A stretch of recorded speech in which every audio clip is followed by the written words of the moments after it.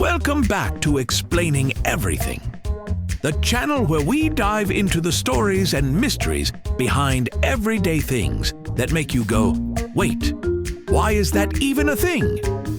Today's question comes from one of our curious viewers, Short King 54. He asked, when did height become a symbol of attractiveness? A powerful question, my friend, because let's face it, somewhere along the way, we stopped asking, does he treat you well? And started asking, but is he 6 feet? So today, we're unpacking how being tall became the runway model of romantic traits and how height went from just biology to desirability. Buckle up, because this is one tall tale and we're breaking it down right here on Explaining Everything.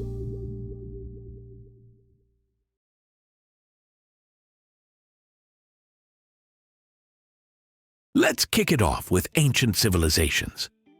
The bias for height has roots deeper than your favorite philosophers' metaphors.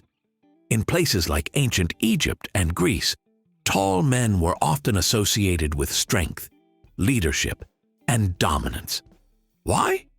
Because if you were swinging a sword or commanding troops, being tall made you look more fearsome, like a human lighthouse of intimidation. The gods were also portrayed as tall. Greek heroes like Achilles weren't described as compact and cozy. No, they were towering figures who could crush enemies and hearts. Even myths followed the trend. The bigger the hero, the better the story. It's no coincidence that giants, not short folk, were the mythical warriors of ancient lore. In medieval Europe, tallness started gaining a new accessory, fashion. Believe it or not, platform shoes weren't invented by clubgoers or 70s disco fans. Nope, medieval nobles literally wore height-enhancing shoes to look more commanding. Height started to mean wealth and power. Why? Because people with money could afford better nutrition. Better nutrition meant better growth.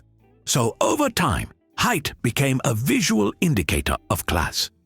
During the Renaissance, artists painted idealized forms of beauty, tall, lean, heroic men. Even though average folks were more Hobbit than Hercules, the portraits showed what society wanted to see. This ideal stuck around like glitter on a birthday card, pretty, but impossible to shake off. Napoleon Bonaparte, history's most misunderstood height icon. Contrary to legend, Napoleon wasn't that short. He was around 5'6" or 5'7", which was perfectly average for his time.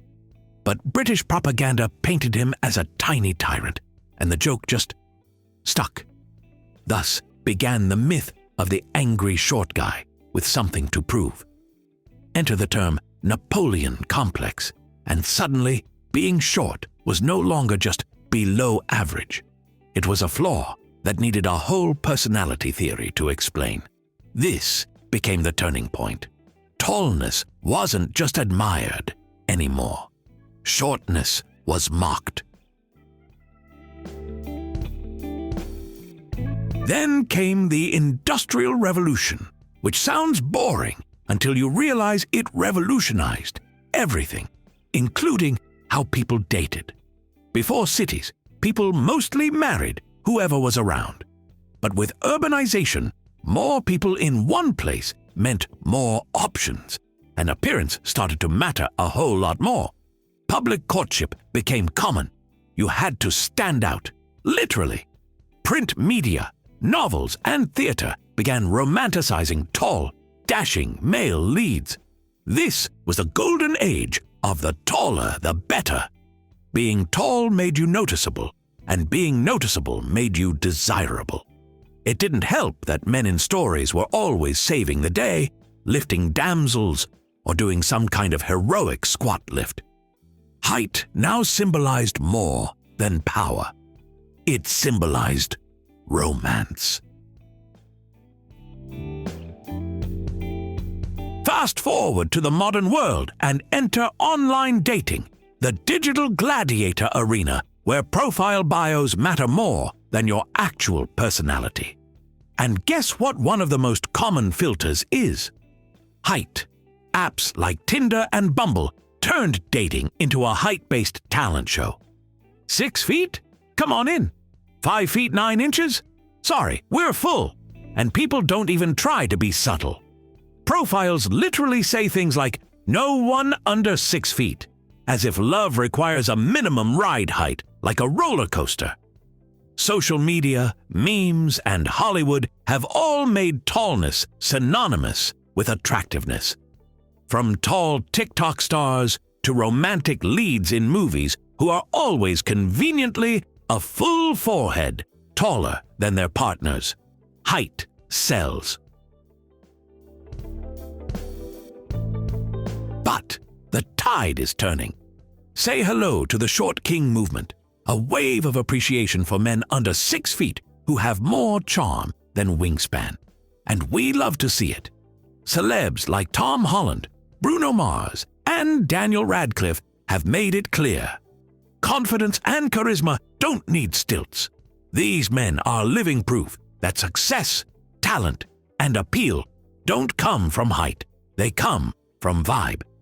Short kings are funny, stylish, emotionally intelligent. Basically, the opposite of whatever ancient Sparta was going for. Height is still considered attractive by many, but the playing field is finally widening, and not just vertically. So when did height become a symbol of attractiveness? It wasn't one single moment. It was centuries of myths, media, and misguided shoe choices. From ancient warriors to dating apps, tallness has been sold as strength, beauty, and romance. But just like any trend, it's starting to get questioned. Because in the end, attractiveness isn't about inches. It's about who you are, not how high your hairline starts. And short kings, you're doing just fine. If you enjoy this video, or you've ever been personally victimized by a 6-foot minimum dating profile, please like and subscribe. Also, if you have suggestions for our next video, feel free to share them in the comments below. We'll be sure to give you an acknowledgement for your contribution. Thank you for tuning in, and join us next time here in the channel that answers all the why, what, who, where, and how questions you've always wondered about, here on Explaining Everything.